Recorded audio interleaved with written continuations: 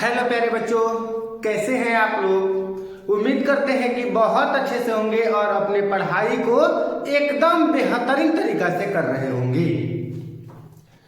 आज की क्लास हम लोगों का बायोलॉजी क्लास 10th का चैप्टर नंबर 1 जो जैव प्रक्रम है उसका पहला क्लास है और इस चैप्टर को हम लोग एकदम बेहतरीन तरीका से पढ़ेंगे, एकदम अच्छे तरीका से पढ़ेंगे, एक एक कंसेप्ट को बिल्कुल बढ़िया तरीका से क्लियर करेंगे और आगे बढ़ेंगे।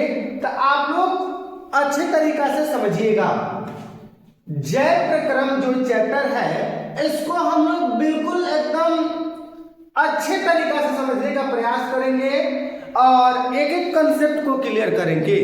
ठीक है बाबू, तो चलिए हम लोग क्लास को स्टार्ट करते हैं। सबसे पहले हम लोग क्या पढ़ेंगे, क्या समझेंगे। आज हम लोग पढ़ने वाले हैं क्लास 10th के बायोलॉजी यानी कि जीव विज्ञान।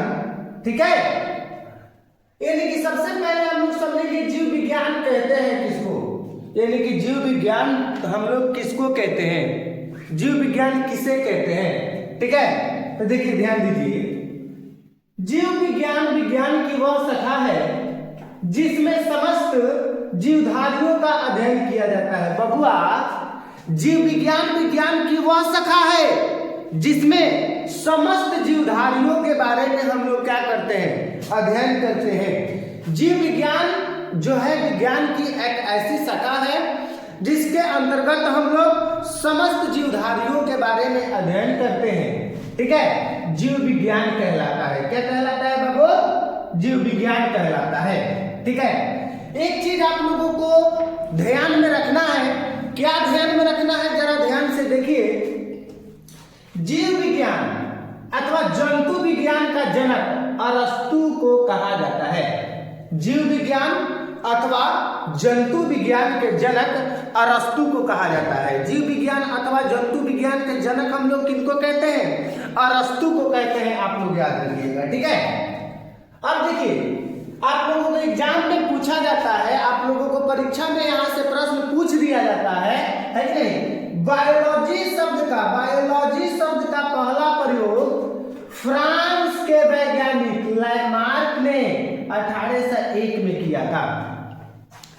बायोलॉजी शब्द का पहला प्रयोग कब और किसने किया था बबुआ? तो बायोलॉजी शब्द का पहला प्रयोग फ्रांस के वैज्ञानिक जिनका नाम था लैमार्क, उन्होंने 1801 ईस्वी में किया था। यानी कि फ्रांस के वैज्ञानिक लैमार्क ने 1801 ईस्वी में सबसे पहले बायोलॉजी शब्द का क्या किया था, प्रयोग किया था। ठीक है, आप लोग याद रखेंगे। आगे हम लोग पढ़ेंगे बायोलॉजी जो है ग्रीक भाषा के 2 शब्दों से मिलकर बना है। बायोलॉजी जो है ग्रीक भाषा के कुल कितने शब्दों से मिलकर बना है? तो 2 शब्दों से मिलकर बना है। सबसे पहला बायोस, यानी बायोस मतलब होता है लाइफ यानी जीवन, लोगोस मतलब स्टडी यानी अध्ययन, है नहीं। बायोलॉजी शब्द ग्रीक भाषा के 2 शब्दों से मिलकर बना है। एक होता है बायोस, एक होता है लोगोस। बायोस मतलब जीवन और लोगोस मतलब अध्ययन यानी जीवन का अध्ययन। ठीक है, आप लोग याद रखेंगे। आगे देखिएगा बाबू, क्या कह रहा है? कह रहा है जैव प्रक्रम क्या है। ध्यान देंगे, जैव प्रक्रम क्या है। ठीक है ना, जैव प्रक्रम क्या है? तो जीवन में उत्पन्न होने वाली वे सभी क्रियाएं जो सम्मिलित रूप से अनुरक्षण का कार्य करती है जैव प्रक्रम कहलाती है। समझिएगा, थोड़ा अच्छे तरीके से समझिएगा। ठीक है, क्या कह रहा है? कह रहा है कि जीवन में संपन्न होने वाली वे सभी क्रियाएं, मतलब हमारे जीवन में संपन्न होने वाली वे सभी क्रियाएं जो सम्मिलित रूप से अनुरक्षण का कार्य करती है। क्या चीज का काम करती है बाबू? अनुरक्षण का कार्य करती है, जैव प्रक्रम कहलाती है। आप लोग याद रखेंगे। ठीक है ना, अनुरक्षण का कार्य करती है, क्या कहलाती है? तो जैव प्रक्रम कहलाती है।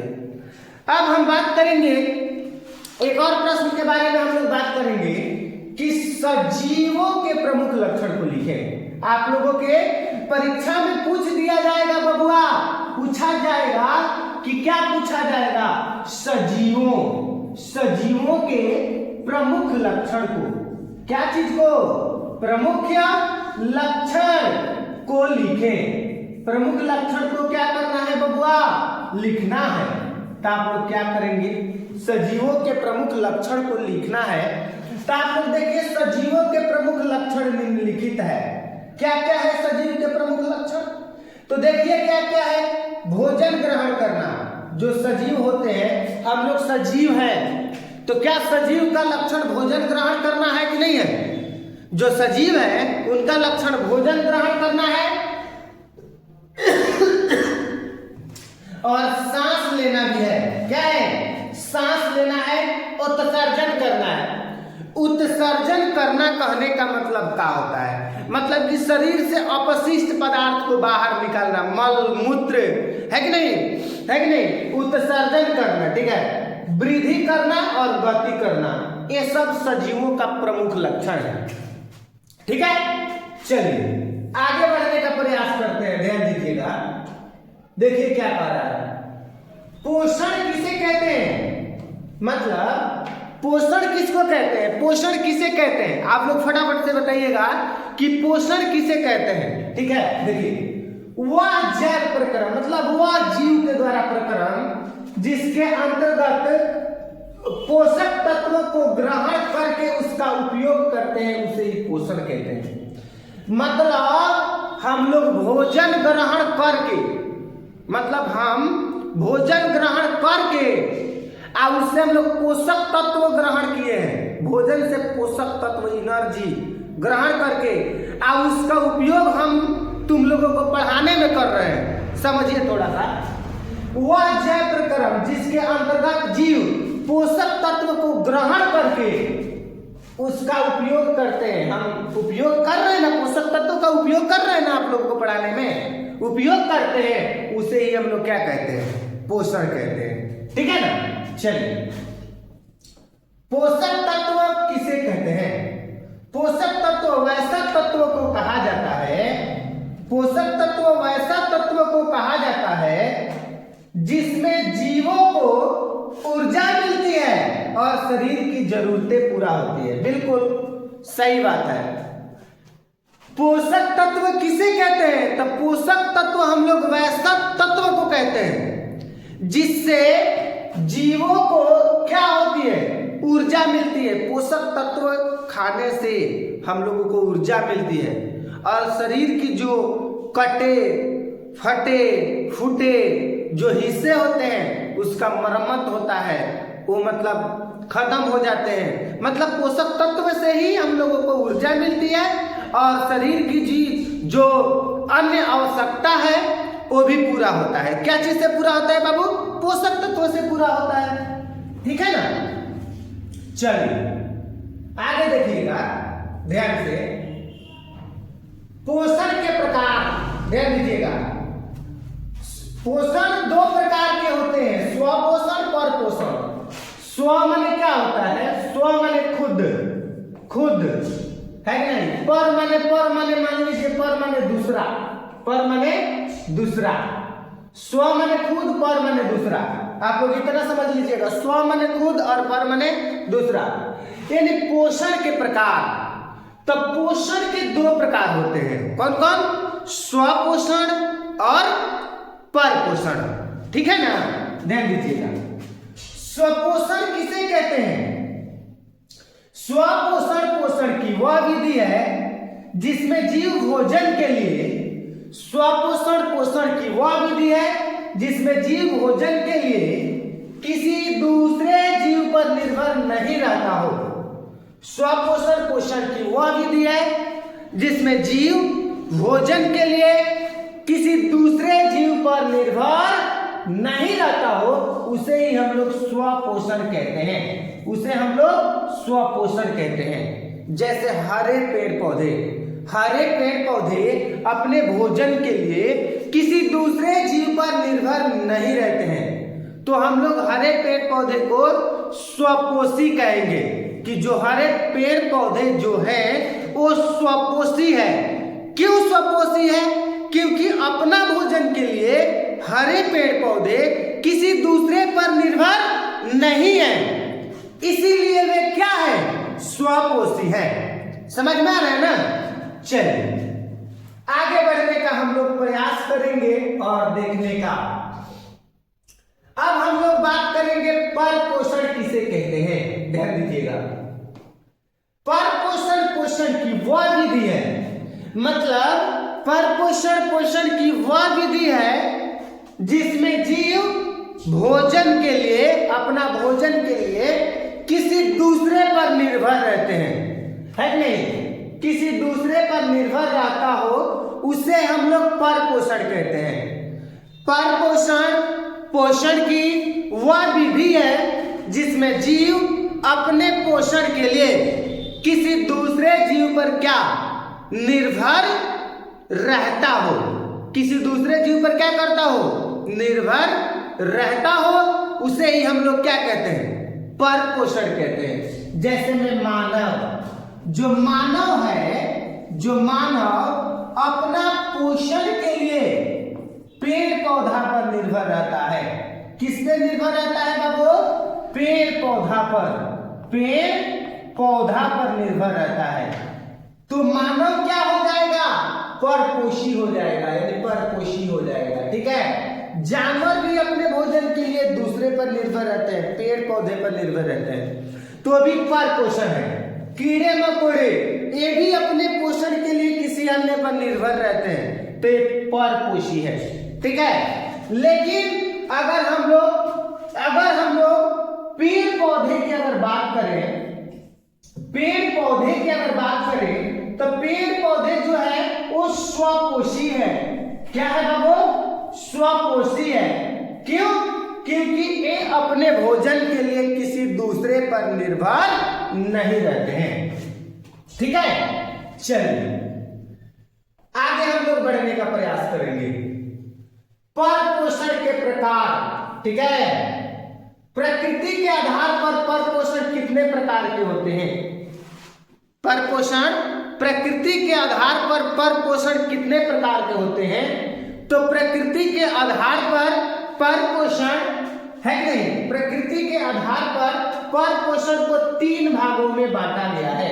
प्रकृति के आधार पर परपोषण को कितने भागों में बांटा गया है? तो प्रकृति के आधार पर परपोषण को 3 भागों में बांटा गया है। परजीवी पोषण, मृतोपजीवी पोषण, प्राणी संपोषण। समझिएगा ध्यान से। प्रकृति के आधार पर आप लोगों को एग्जाम में यहां से सवाल पूछता है, परपोषण को प्रकार सहित वर्णन करें। परपोषण को प्रकार सहित वर्णन करें, यहां से पूछेगा तो आप लोग कहिएगा कि प्रकृति के आधार पर परपोषण मुख्यतः 3 प्रकार के होते हैं। कौन कौन? परजीवी पोषण, मृतोपजीवी पोषण, प्राणी संपोषण। ठीक है। एक एक कंसेप्ट को हम लोग अच्छे से देखेंगे, ध्यान दीजिएगा।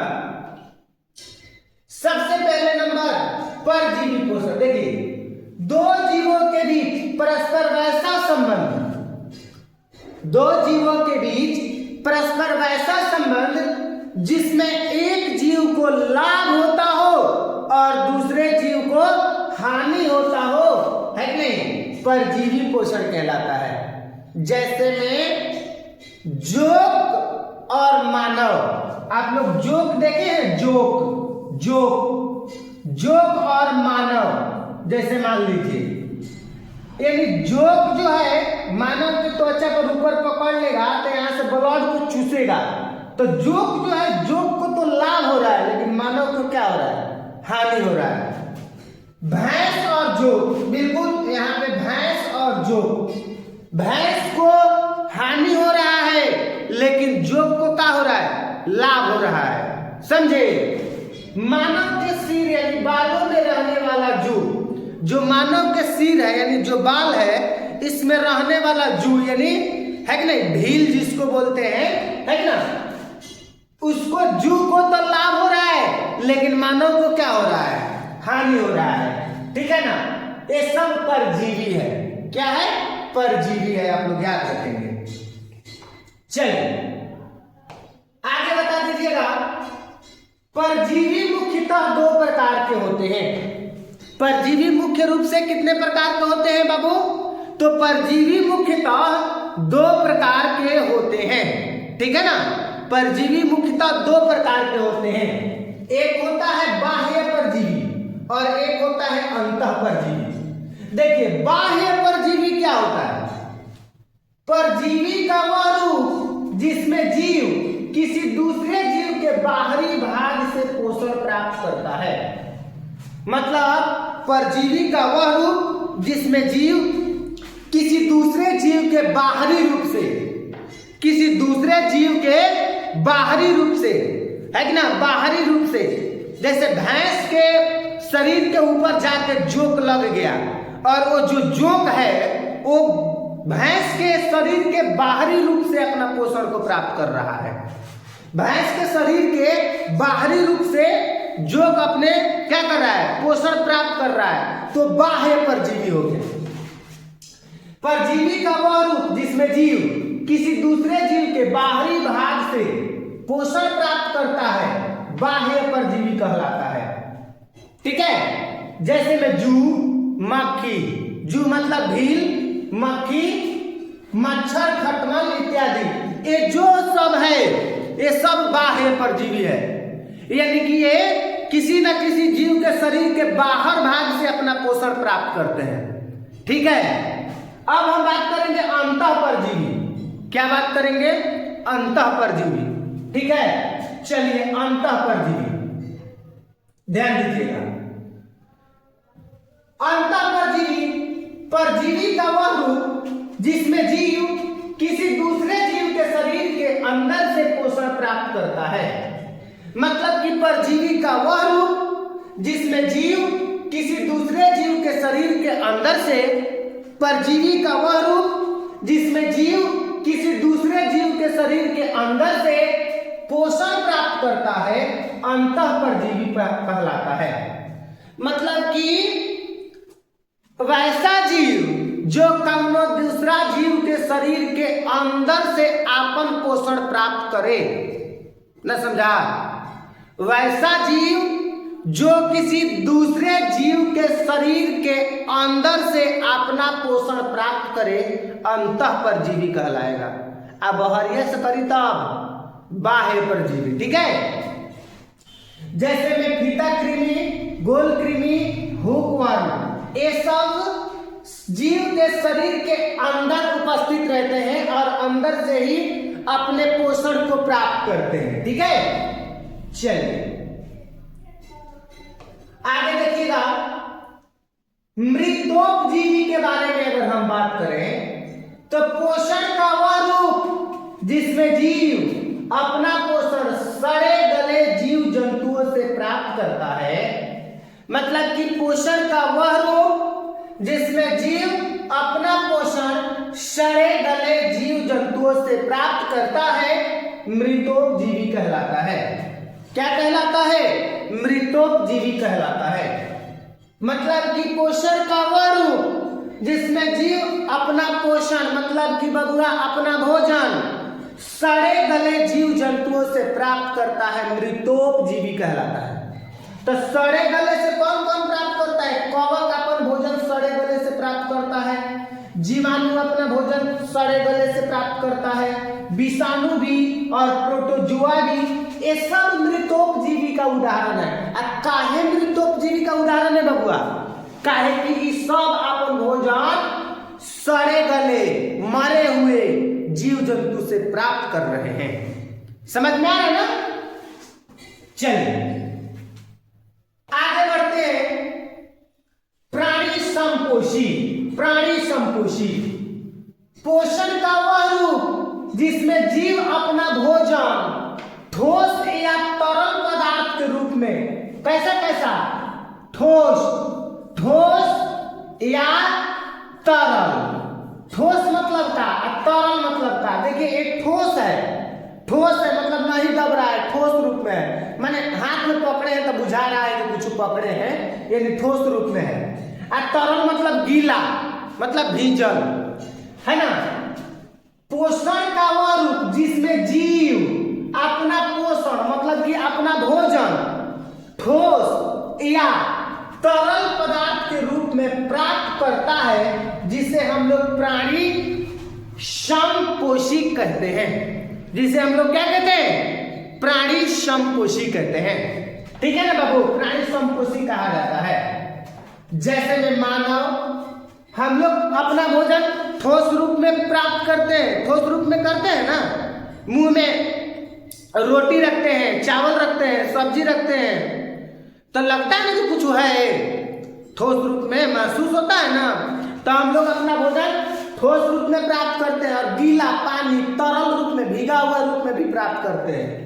जैसे में मेढक भी हो जाएगा, मेढक जो है वो अपना भोजन ठोस रूप में प्राप्त करता है, तरल रूप में प्राप्त करता है। ठीक है, उम्मीद करते हैं बाबू आप लोगों को कि क्लास आप लोगों को एकदम अच्छे तरीका से समझ में आया होगा।